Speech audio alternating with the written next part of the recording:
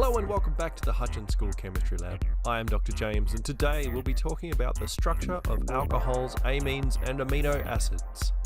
This is a short one, let's get to it.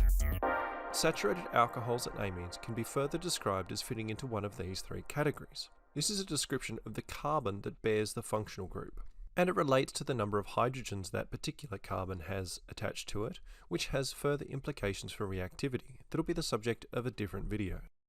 This is a primary alcohol.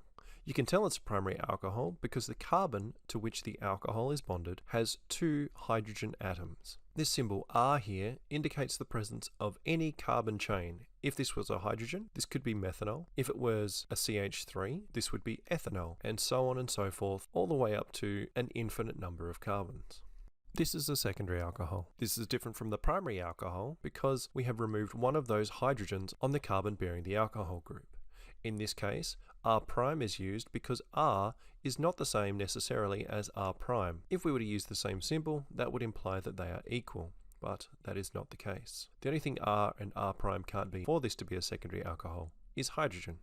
Finally, we have a tertiary alcohol. In a tertiary alcohol, there are no hydrogens attached to the carbon bearing the alcohol group. We can equally apply the primary, secondary, or tertiary labels to amines. All we have to do in this case for the structure is substitute the alcohol group for an amine group. It's important to note that the name of a compound doesn't reveal if it's primary, secondary, or tertiary. We have three examples here. I'll give you a chance to name them and to determine whether they are primary, secondary, or tertiary. This is propan-1-ol, and it's a primary alcohol because the carbon bearing the alcohol group has two hydrogens attached to it. This is propan-2-ol. Since the carbon bearing the alcohol only has one hydrogen attached to it, propan-2-ol is a secondary alcohol. This is 2-methyl-propan-2-ol. Because the carbon bearing the alcohol group has no hydrogens attached to it, this is an example of a tertiary alcohol.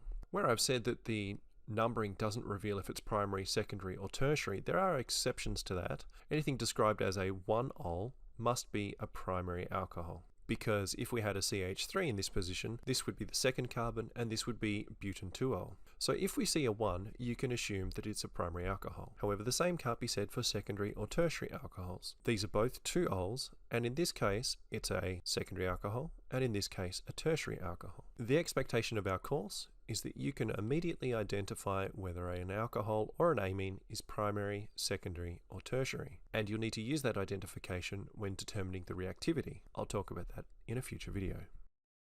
The last thing that we need to mention that we haven't yet mentioned is amino acids.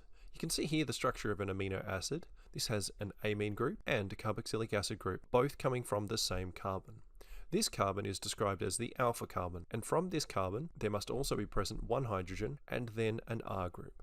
There are 20 amino acids, and all of them come about with variations in this R group. They otherwise have the same structure as shown here. Amino acids are multifunctional groups, and we'll be talking about them again when we look at the video on polymerization, because the polymerization of amino acids is how proteins are built. That's it for today's lesson. We talked about primary, secondary, and tertiary alcohols and amines, and we talked about the structure of amino acids. I hope it all made sense, and I'll see you guys next time.